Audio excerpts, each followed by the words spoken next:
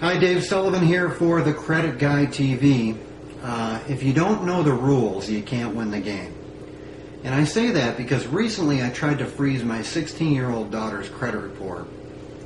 And that process is providing information about my daughter and me and verifications of like a utility bill and a few forms of ID, and you submit the freeze request just like you would for an adult to the repositories.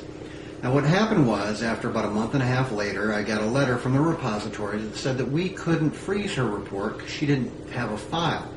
She didn't have a credit file yet. So if you want to freeze it, you need to have a credit file, right? Well, a lot of people are getting angry. Why won't they freeze it? They should freeze it. Well, rather than get angry, here's how you know the rules and then win the game. What you need to do is, when your child turns 16, get them a secured credit card you're going to have to co-sign for.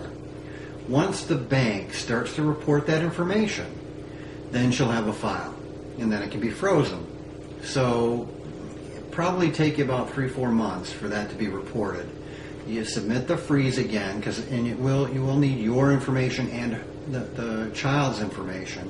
Submit the freeze like you would for an adult, and then that will go ahead and lock down the credit report for them. When at a time in their life when they probably don't need a lot of credit. It's not a good idea if they get a lot of credit until after college anyway.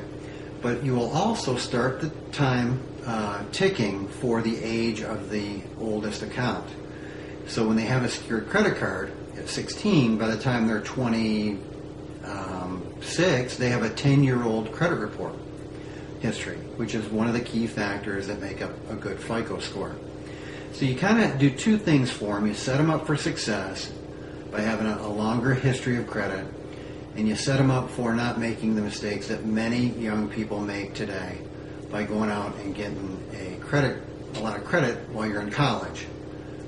And then you have student loans and credit card debt, and usually a poor-paying job right after college. All right, that's Dave Sullivan from the Credit Guy TV.